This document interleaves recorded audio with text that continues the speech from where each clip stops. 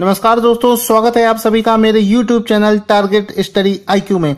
दोस्तों आज मैं आपसे बात करने वाला हूं यूपीएसआई 2017 में आए हुए कंप्यूटर्स के क्वेश्चंस के बारे में।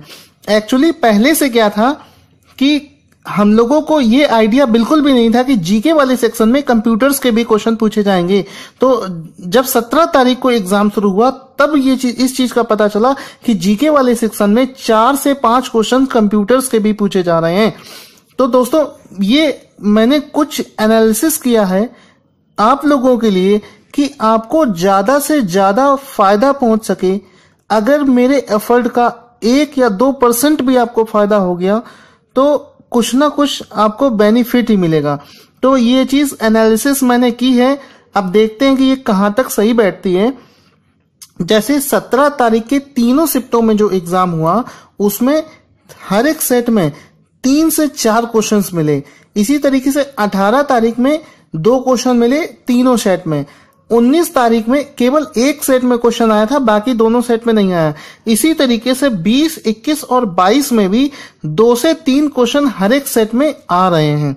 तो हम लोग क्या करेंगे, पहले से कुछ लोगों ने कंप्यूटर को नहीं पढ़ा था क्योंकि किसी को भी ये आइडिया नहीं था कि जीके वाले सेक्शन में कंप्यूटर्स के भी क्वेश्चन आ सकते हैं। तो मैंने एक छोटी सी लिस्ट बनाई है, बहुत ज्यादा डिटेल में नहीं पढ़ेंगे क्योंकि एग्जाम डेली चल रहा है और इतना टाइम नहीं है हम लोगों के पास में कि हम लोग ज्यादा से ज्यादा क्वेश्चन पढ़ें। इस वजह से हम छोटी सी लिस्ट पढ़ेंगे और ये लिस्ट मैंने बहुत सोच समझकर और काफी टाइम लेकर बनाई है। तो इससे अगर क्वेश्चन फंस जाएगा तो बहुत अच्छी बात है और नहीं फंसा है तो कोई बात नहीं। वैसे मेरी उम्मीद है कि इससे क्वेश्चन हम लोगों का आ जाना चाहिए। दोस्तों एक और बात, मैं अपनी तरफ से आपके लिए हर संभव कोशिश जो हो सकती है मैं कर रहा हूं। सारे सब्जेक्ट्स के जो मुझसे पॉसिबल है मैं वीडियोस बनाकर आपके लिए ला रहा हूं। अब मेरी आपसे रिक्वेस्ट है कि आप भी मेहनत करके उतनी ही मेहनत से इन सारे वीडियोस को, पुराने क्वेश्चंस को रिवाइज करके एग्जाम देंगे और जब आपका सिलेक्शन हो जाएगा विश्वास मानिए सबसे ज्यादा खुशी मुझे होगी और वही मेरे लिए असली रिवार्ड होगा। देखिए सबसे पहला क्वेश्चन जो ये क्वेश्चन तो 2 बार पूछा जा चुका है, ठीक है। 19 तारीख में भी पूछा गया है और 23 तारीख में भी इस क्वेश्चन को पूछा गया है। सीपीयू का फुल फॉर्म क्या होता है? सीपीयू का फुल फॉर्म होता है सेंट्रल प्रोसेसिंग यूनिट। और मैंने अपना एनालिसिस जहां तक किया है वहां से ये पता चला है मुझे कि कंप्यूटर में आर्किटेक्चर से रिलेटेड क्वेश्चन बहुत ज्यादा पूछ रहा है। आर्किटेक्चर से, तो कंप्यूटर का आर्किटेक्चर से रिलेटेड क्वेश्चन पूछ रहा है तो एक शॉर्ट में देख लेते हैं कि कंप्यूटर का आर्किटेक्चर होता क्या है। एक्चुअली कंप्यूटर का आर्किटेक्चर होता ये है कि कंप्यूटर में सबसे इंपॉर्टेंट पार्ट जो होता है वो होता है सीपीयू। आपने देखा होगा जैसे अपना ये कंप्यूटर है उससे ये कीबोर्ड जुड़ा हुआ होता है और उसके बगल में एक बड़ी सी डिवाइस रखी होती है। इसी डिवाइस को, बड़ी सी डिवाइस जो कंप्यूटर से कनेक्ट होती है, इसी डिवाइस को बोलते हैं सीपीयू, ठीक है। ये मेमोरी एलिमेंट हो गया, ये इनपुट हो गया। इनपुट हम लोग किससे देते हैं? माउस से। और ये आउटपुट हो गया। आउटपुट हमें कहां पर मिलता है? कंप्यूटर की स्क्रीन पर हमें आउटपुट मिलता है और भी कई मेथड्स हैं जिसके थ्रू हमें आउटपुट मिल सकता है। अब यहाँ पे क्वेश्चन कहां से बन सकता है, ये जरूरी बात है। यहाँ पे कंप्यूटर के आर्किटेक्चर से क्वेश्चन ये बन सकता है कि सीपीयू का फुल फॉर्म बताओ। तो सीपीयू का फुल फॉर्म हमने अभी देखा, सेंट्रल प्रोसेसिंग यूनिट। उसके बाद में सीपीयू के अंदर 2 चीजें हैं, एएलयू रजिस्टर और सीयू, 3 चीजें। तो इनकी डिटेल स्टडी तो बहुत बड़ी है लेकिन हम लोग इनके केवल नाम याद रख लेंगे। जैसे एएलयू का फुल फॉर्म होता है arithmetic and logical unit. Similarly CU का मतलब होता है कंट्रोल यूनिट। अगला क्वेश्चन पूछे जाएगा कि डी रैम का फुल फॉर्म बताओ। देखिए रैम का फुल फॉर्म होता है रैंडम एक्सेस मेमोरी। ये क्वेश्चन अब नहीं पूछा जाता है, अब पूछा जा रहा है कि डी रैम का फुल फॉर्म क्या है। तो डी की जगह बस डायनेमिक और लगा देंगे, यानी कि इसका नाम हो गया डायनेमिक रैंडम एक्सेस मेमोरी। इसी तरीके से रोम का फुल फॉर्म होता है रीड ओनली मेमोरी। इसमें रोम कभी नहीं पूछेगा क्या आपसे? पी रोम का फुल फॉर्म बताइए। तो पी रोम का फुल फॉर्म होगा प्रोग्रामेबल रीड ओनली मेमोरी। इसी तरीके से डबल ई रोम, तो डबल ई में क्या होता है, इलेक्ट्रिकली इरेजेबल रोम, यानी कि ये वाली रोम कैसी होती है कि इसको, जैसे मेमोरी हमारी है इलेक्ट्रिकली इरेजेबल, यानी कि इसको रोम एक्चुअली इरेज करना आसान नहीं होता है, लेकिन ये मेथड्स होते हैं रोम को क्लियर करने के लिए। तो ये इलेक्ट्रिकली इरेज कर सकते हैं रोम को भी। इसी के तरीके से अगला क्वेश्चन हमारा है, रैम में कौन कौन से बाइनरी नंबर्स होते हैं? तो रैम में हमारे 2 बाइनरी नंबर्स होते हैं, दैट इज 0 एंड 1।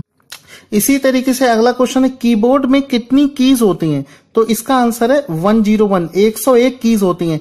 और ये वाला क्वेश्चन मेरे फ्रेंड प्रवीण ने भेजा है, उनका स्पेशली थैंक यू क्वेश्चंस भेजने के लिए। प्रिंटर क्या है?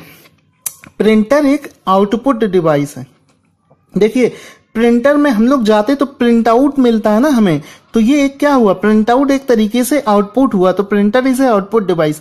माउस क्या है? माउस पे क्लिक करके हम लोग कंप्यूटर में इनपुट देते हैं, तो mouse is a input device. Computer का पितामह या कह सकते हैं फादर ऑफ कंप्यूटर किसे कहा जाता है? तो फादर ऑफ कंप्यूटर कहा जाएगा चार्ल्स बेबेज। और दोस्तों एक और जरूरी बात, जिन लोगों ने मेरे चैनल को अभी भी सब्सक्राइब नहीं किया है, प्लीज मेरे चैनल को सब्सक्राइब कर लीजिए। www का आविष्कार किसने किया था? टिम बर्नर ली ने। इसी तरीके से कंप्यूटर का मस्तिष्क किसे कहा जाता है? That is called CPU, central processing unit is called the mind of computer. Our next question is what is the value of 1 GB? Then we can say its value for 1 GB is 1024 MB. हमारा अगला question है, what is the full form of LAN? So we can say the full form of LAN is local area network. अगला question है, printed copy is called, printed copy को क्या कहा जाता है? Soft copy. Collection of facts and figures is called data.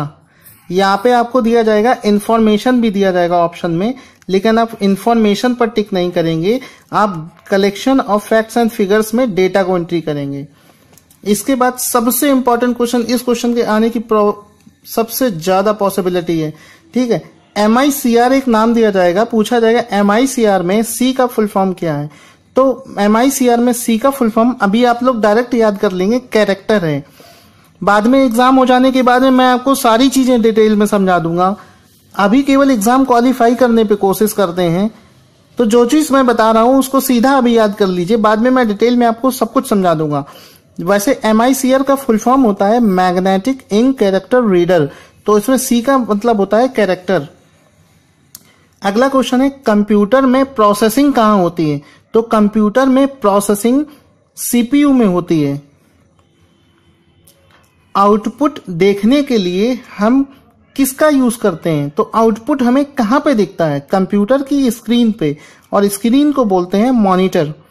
BIOS का full form पूछ सकता है, बायोस का फुल फॉर्म होता है बेसिक इनपुट आउटपुट सिस्टम।